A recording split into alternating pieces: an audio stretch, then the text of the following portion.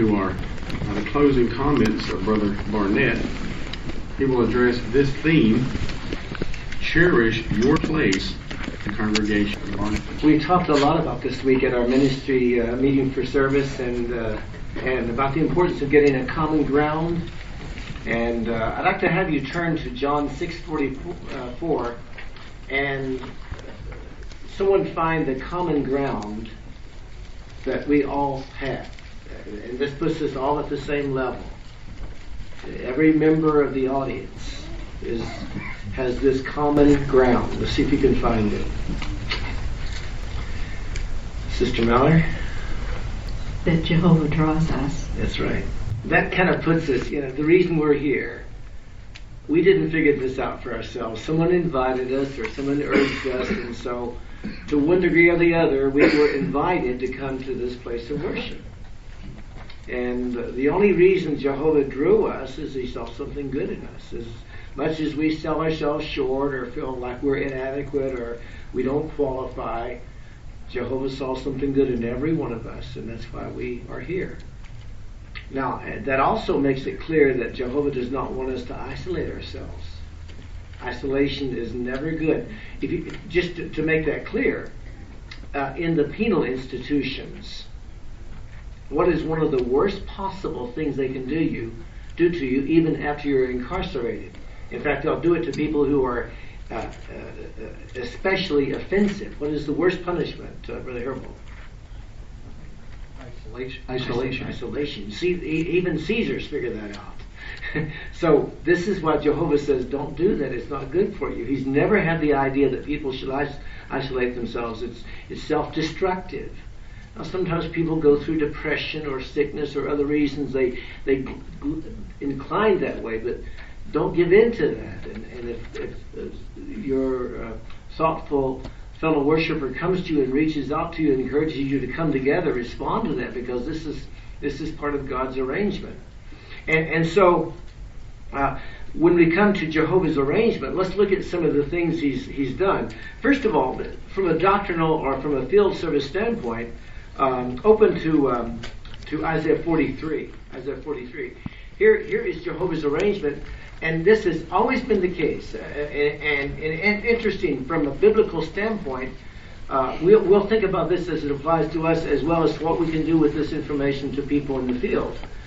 The expression used in Isaiah 43 verse 10, basically, Jehovah says what? The opening statement to Israel, and by extension to his people today, has always been, you are my witnesses.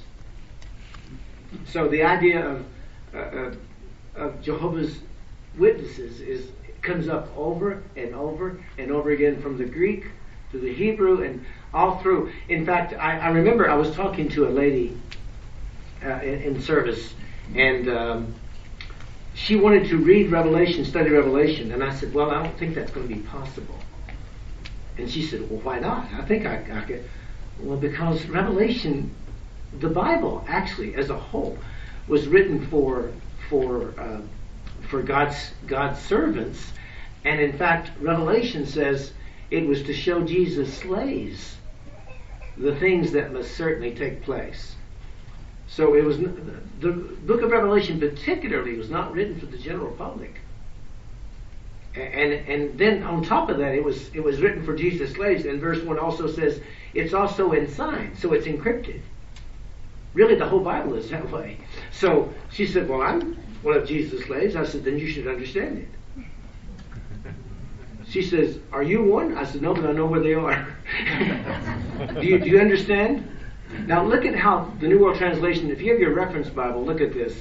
In verse 10, you are my witnesses. There's the Hebrew word in your footnote. And is that singular or plural? Well, we can tell by looking at the word. It's plural, right?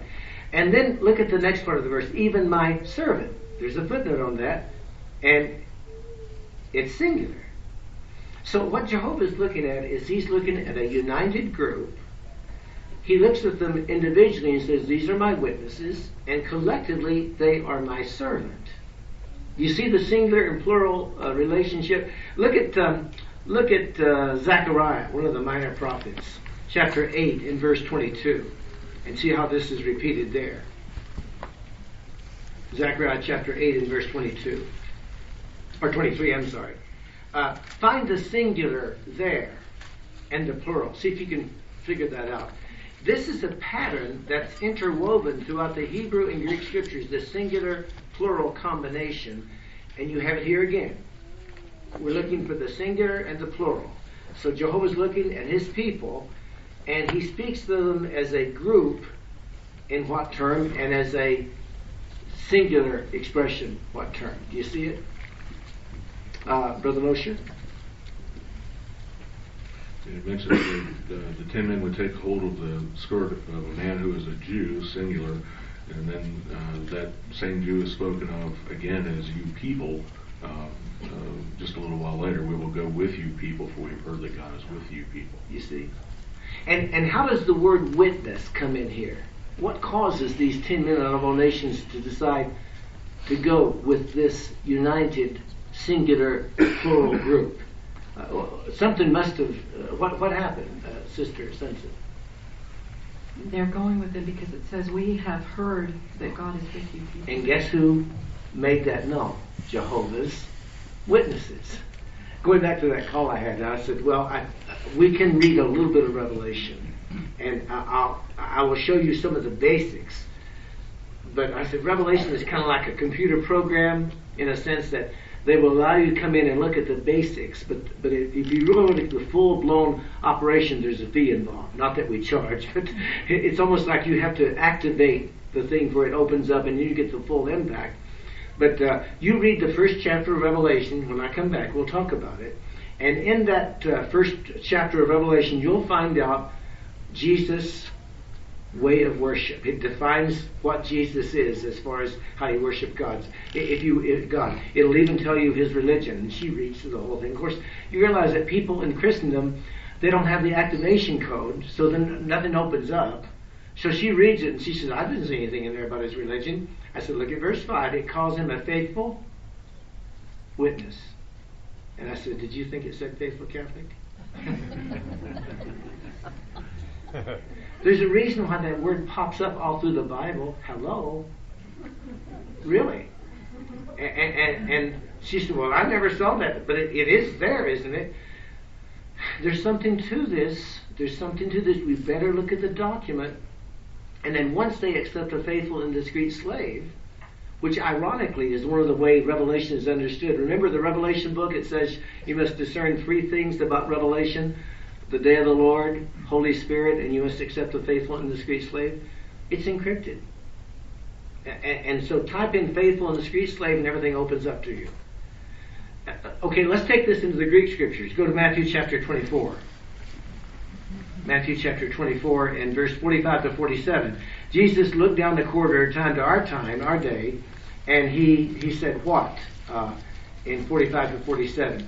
Find an expression here in 25 or 24, 45, who really is the singular, faithful and discreet slave.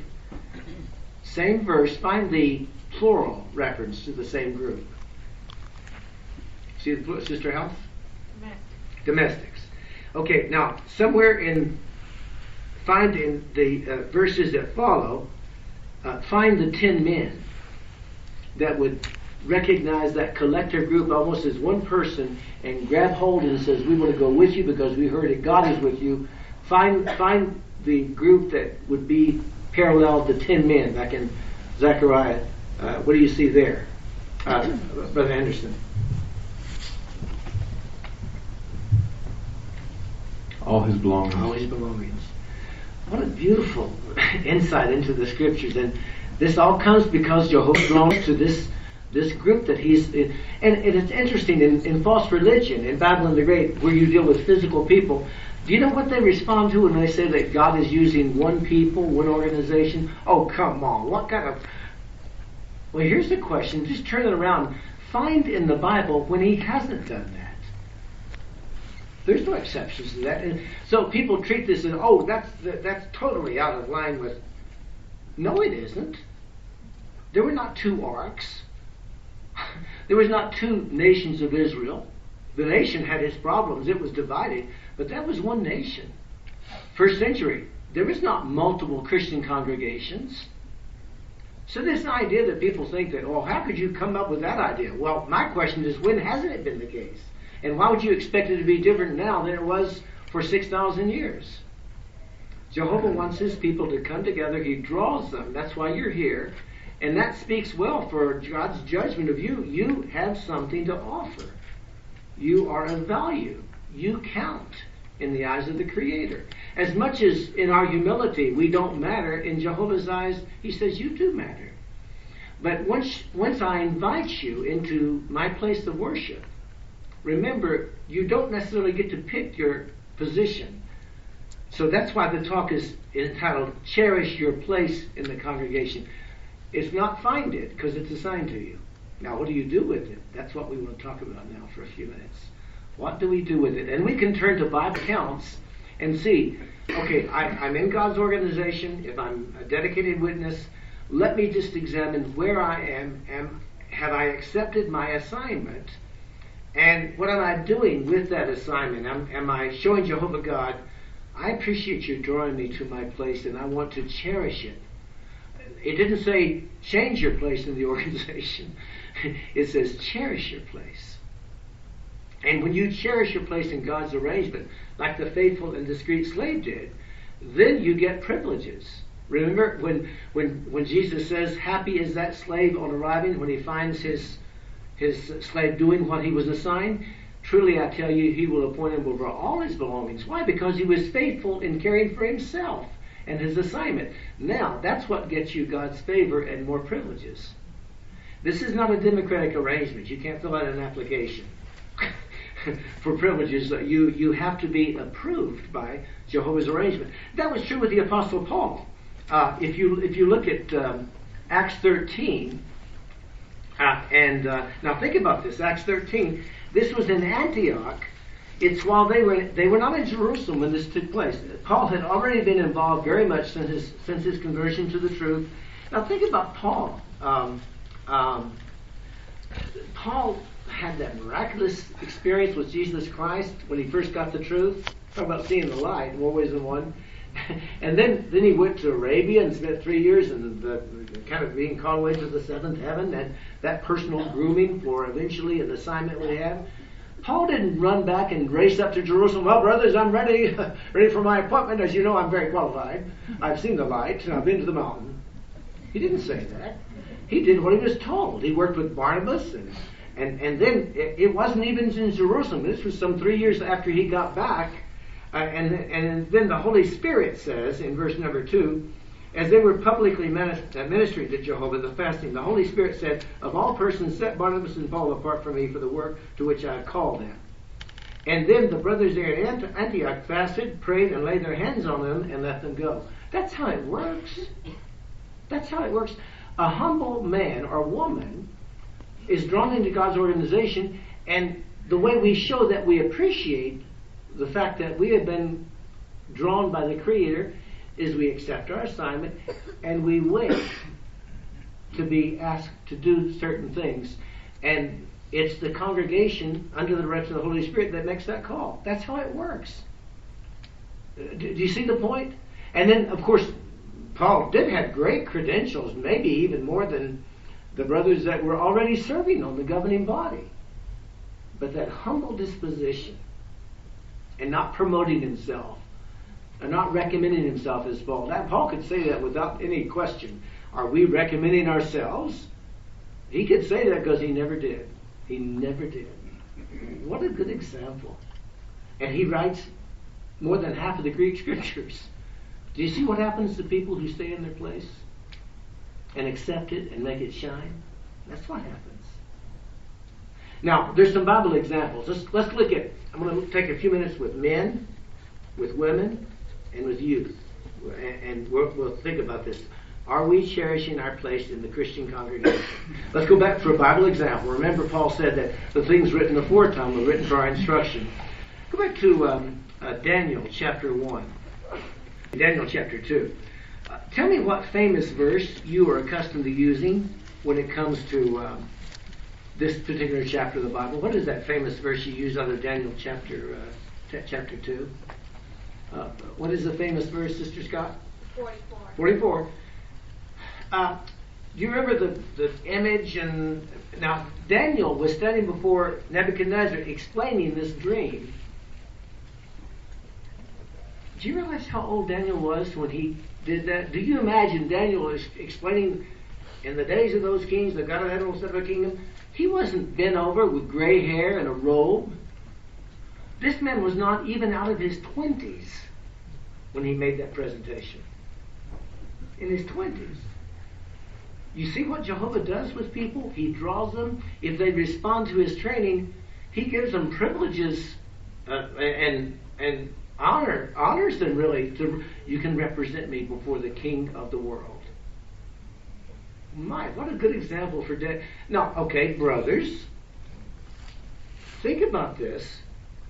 In the Christian congregation today, since you've been drawn, if you're in your 20s or thereabout, what are you doing with your life? Every male member of the congregation in their 20s or older should be appointed. So why aren't you? You know, it's kind of like we said in the public talk. You can't undo anything that's happened in the past, but you can work on now and in the future. Get with the program. You've got an organization book. Read it and see what you need to do. Get out of the obstacles, clear them out, and put your spiritual act in motion so you can qualify and be like Daniel. Does that make sense? Do you cherish, not do you stay in your place, but do you cherish it?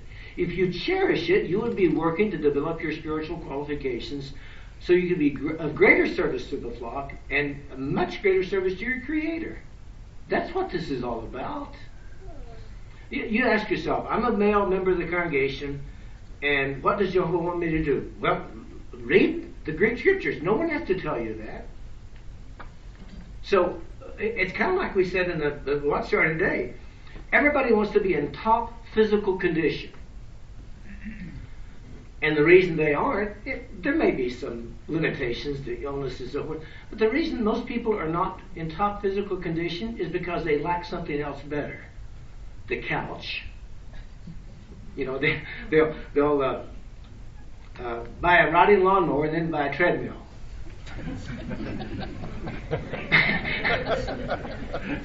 You see, why don't they apply themselves? You can do that, and I can do that. So make yourself available and reach out and let the brothers know. In humility, brothers, whenever you feel I am qualified to be used in any way, I'm at your disposal. I want to be a progressive spiritual man. Well, do that, and you'll have experiences like Daniel. Well, maybe not with Nebuchadnezzar. Maybe in the new system, who knows when he's resurrected. But what an honor, what a privilege to be used. The reason Daniel succeeded is because he just applied himself. He just applied himself. Now, let's go to the sisters just briefly. Now, don't take this personally. Seconds off, take it personally. Because I'm leaving? No. Look at First Samuel chapter 1. We talked about the other night children and so forth and how we love them and they're our favorite, some of our favorite people. Hannah didn't have any. Now, this first chapter of 1 Samuel, chapter 1, there's so many good lessons that teaches you and me, and especially our sisters, of how to deal with things in this imperfect world. First of all, she's in the congregation there, part of the nation of Israel. She has a husband whose name is Elkanah, and she also, in those days, there were multiple wives. That has disaster written all over it. Anyway, Hannah was one wife. She had no kids, and then Peninnah was they called her the rival wife. That tells you that things were not hunky-dory there in that family. And Elkanah was a regular worshiper of Jehovah. Verse 3 says he would prostrate himself from year to year at Shiloh, where the temple was, and also in Shiloh, the temple was there. The high priest Eli was there with his two sons. So, in verse number 5 and 6, it's one thing when you're in a congregation when you don't have the advantages that you feel other sisters have. Now, in this case, it's children, but you could apply this to any situation. Well, why do they do this, and why am I here, and why do they get their way, and I don't get my way, and why is... to me, I think there's partiality. Hannah could felt it. In fact, every time in verse number 6 it says her rival wife not only had children, but she threw it in Hannah's face constantly. And it says she vexed her sorely to the sake of making her feel disconcerted because Jehovah had closed up her womb. And that was the way she would do year by year as often as she went up into the house of Jehovah. So here's Hannah. Every year they made that trip. She had to put up with this thing with Peninnah. You don't have any kids. Well, just apply that to whatever bugs you today. Would you think about not going? If I've got to put up with this, I'm not even going to bother going. I could see a woman, she never stopped going to the temple. Didn't take this out on Jehovah. Peninnah's got a problem. It's not Jehovah's problem. It's certainly not I know I still go to worship. So the fact that I've got to put up with this persecution is really just part of the imperfect world. And it's interesting, she probably was not a complainer, because Elkanah, even after putting up with this for years, Elkanah would see her weep and not eat, according to verse 7. So he comes up to her. Here's a typical male reaction. Hannah, why do you weep, and why do you not eat, and why does your heart feel bad? I'm not better to you than 10 sons. Well, thank you, Elkanah. That's just lifted a load off my shoulder. I feel so much better. Let's go on with life. That wasn't the point. But she didn't complain. She knew that this was something that was going to only be solved with Jehovah. There's no sense unloading on him. This is something that Jehovah's going to have to take care of. I'm not going. And my husband means well, even though this doesn't really. See, the man wants to fix it, so he's trying to get her to look at something differently. So she has to commend him for at least trying. So understand that sometimes people that love you and care for you, maybe they offer a suggestion that doesn't have any benefit, but at least they're trying to help you. Don't judge them, and understand that even though there might be an element that you don't like, it doesn't change the fact that you know where Jehovah wants you. He wants you in your place, and he wants you to cherish that place, regardless of the elements you have to face. What difference does it make whether so-and-so did or did not do this or that? What difference does that make in the big scheme of things? Just if you want to grade something as to how much it should rattle your cage, just ask yourself, will this thing that's going on change the outworking of God's purpose? No. Then forget it. Life is too short to get all bent on the shape about what someone is doing or not doing. Our hands are not tied. Can we preach? Can we study the Bible with people? That's a privilege better than anything that happens. Bringing someone to the truth, that's where it's at. And that's the way Hannah was looking. So she goes to the temple. Anyway, she goes to the temple. And here's another thing that's got that can happen today. Never here, but somebody else. She goes to the temple, and they're having this meeting, and she gets up while they're eating and drinking, and she goes past Eli, the high priest, and goes into the temple to take this thing to Jehovah about being childless. And so she asked Jehovah, if you'll give me one male child, I promise you he will be a Nazarite. I promise you, I'll make sure that Rachel does not touch his head. She was basically committed. If Jehovah give me a male child, and I'll see that he's in the full-time service. I'm bringing this in the modern day terms. That goes against Western culture, doesn't it? Well, Jehovah, give me a son, and when he gets big, I'll ask him, what would you like to do? Since when do children know what to do? Make them. She didn't say, I'll see if he wants to serve you. He doesn't. I don't have any power over him. Where does that come from? In this Western culture, we have in so many cases kind of wimped out. And I think I'm using that from Tuesday night, somebody else did. It's true, isn't it? This woman says in verse number 11, if you'll give me this male son, I will see that he's in the full-time ministry. That's some commitment. Before he's even conceived, she makes that promise. So meanwhile, Eli's watching her. She's very upset. She's crying. So here's like this would be, if we parallel this today, we'd be like a governing body member watching you pray. Imagine someone in a position of authority looking at your actions, which are sincere, pointing out your heart to God, walks up and says this to you in verse 14. So Eli said to her, "How long will you be here drunk? Put away your wine from upon you." I beg your pardon. I guess I'll be relocating to another temple. There aren't any other temples. Right? There's only one temple. And she could have said, think about what she could have said. "Well, excuse me, you're talking to me about being drunk. Have you checked your boys lately down there?" She could have said that too. Not one negative thing did she say. You know, there's so many things that are written down in the Bible, and so many things that aren't. I've got to, sometimes I think, when the angels are kind of working with Jehovah's arrangements and his people, I can see them going to the Word. This is an idea. Excuse me, Word, Michael. There's an event going on right now with a woman named Hannah. We need to put this down in print. This woman needs to be put on a pedestal. She is, talking about seeing beyond the visible and the physical. This woman has got insight. So she says in verse 15, "At this Hannah said, when she was misjudged and accused of something for which she was not guilty, 'No, my Lord.' And not, 'No, my Lord.' 'No, my Lord. A woman hard-pressed in spirit I am, and wine and intoxicating liquor I have not drunk, but I pour out my soul before Jehovah. Do not make your slave girl like a good-for-nothing woman.'" What a good example. Would you be able to weather that storm? Something, isn't it? "For it is out of the abundance of my heart, and my concern, my vexation, I've spoken."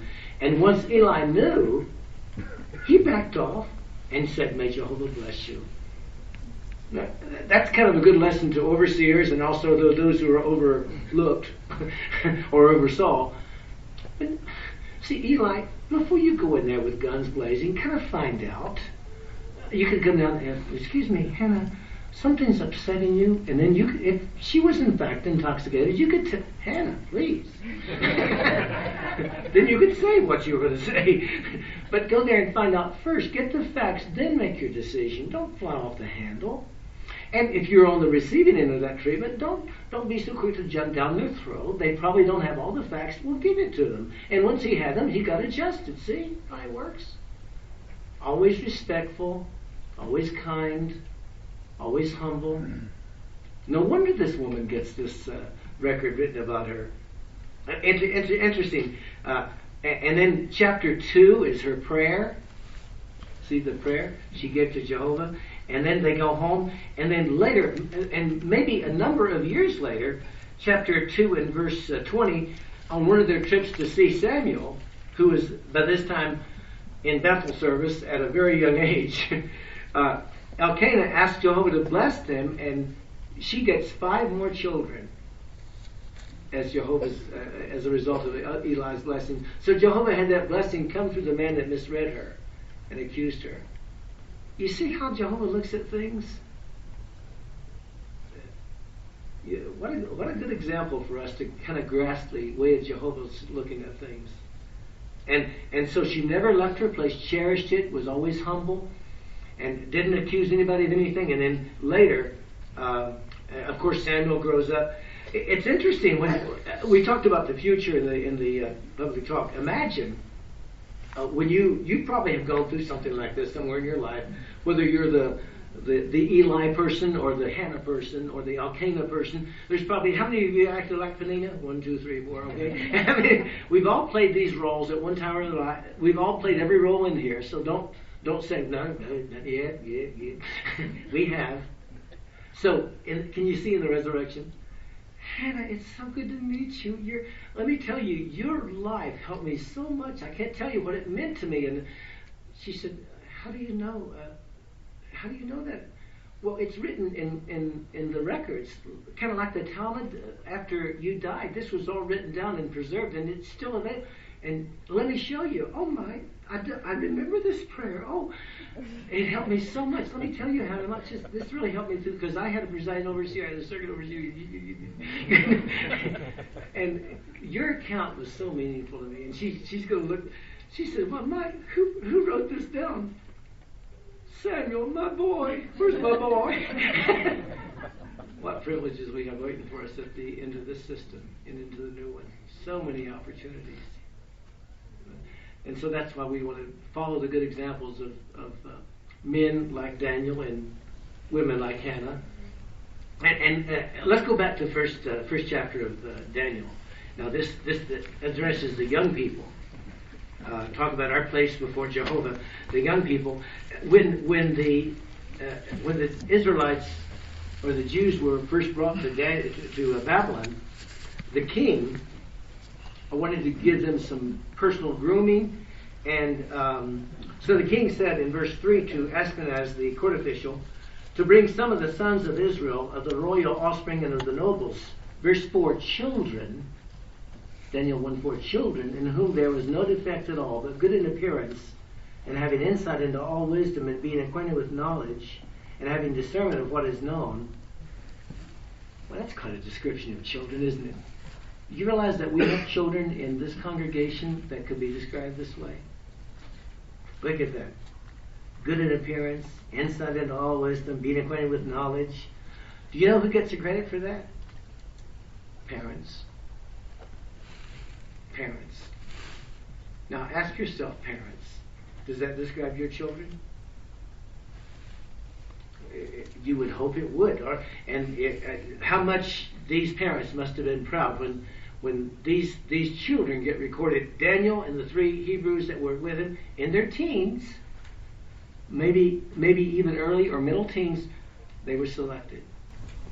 Now, children, would you be selected? See? Cherish your place. And so when it comes to meetings, the school, paying attention, commenting like many of you do, being attentive and obeying your parents and responding to their training. Good example, isn't it? That's how to cherish your place. And then they wanted them to take a certain, eat a certain diet. And in verse number 8, a teenager now, when Daniel decided, and concert, the other children decided, what do you see in verse number 8 that Daniel didn't give them a note from his mother and father? How do you know this was Daniel's personal position? What shows you that his training had reached his heart? You see an expression there that indicates that? Brother Morris? Well, it says he determined, not his parents determined and sent him with the note saying so. Exactly. Isn't that good? Mom, can you write me a note? Stand on your own 2 feet. Right? And if we reach the heart of our children, they will be that determined. In fact, if anything, they're sometimes with a sword.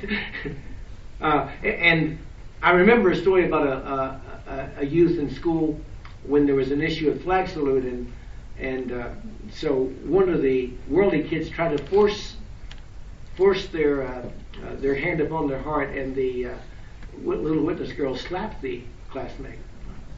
I don't recommend that treatment, but at least she stood for her ground. And even the hearts of little ones, like the experience of where the teacher or the parent came in and talked to the teacher about the year's activity, and then one day this was kindergarten. I'm talking about very young. One day they had a fire drill, and they all marched out, and they would give them some drink or juice or something, and they come back in. And so the little witness child sat back there and would not move out of his seat, and the teacher goes back, understanding he probably doesn't understand. She said, honey, this you can come out. This is a fire drill. And the little one says, I don't think we celebrate fire drills.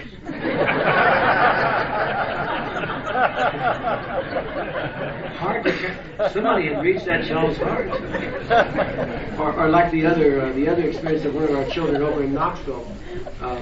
They're eating away one evening, and first grader, and the parents had been down talking to the teachers, and they're eating away, and this little tyke says to his father as they're eating, Dad, didn't you talk to our teacher about the flag salute? This is like several weeks after the school curriculum started.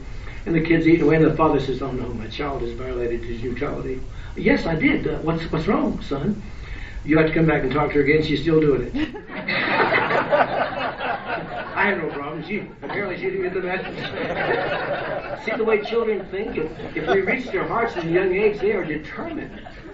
to stay faithful to Jehovah. Well, what a good example. And then, by the same token, in verse number 8, do you see, like Hannah was with the officials who misread her, how was Daniel with these officials? Was he disrespectful? And you pagan people, you're not going to be able to do anything to me. Satan's going to destroy you. Armageddon's coming. Or what tells you that he was respectful in taking his positions? You see something that indicates that he didn't disrespect the authorities? You see that? Please, brother. Where did the court officials? Court officials, and what was the effort, Brother Osman? He requested. Yeah. And then it's interesting, I think this is interesting, in verse number 12, who came up with a way that would accommodate the authorities and also accommodate the children's conscience? Daniel came up with that, and when he offered a solution, look at the first word of verse number 12. It's almost disappeared from the English language. Please. I'll tell you what, the parents that spent time with this young man, they can be very proud of him. And then later, remember we said for the brothers later, and you read this account, through his entire existence, Daniel never deviated. Good example for us. This man valued and cherished his place in Jehovah's arrangement. We can do the same thing today, and if we do, Jehovah God will give us his smile of approval like he has with his servants throughout all the time that we've been on this earth in this imperfect existence. And then when those new world gates spring wide and we are welcomed inside and we see all of our brothers and sisters here and those from the past, what a joy that will be. And we'll enjoy that place permanently in God's favor. Thank you very much.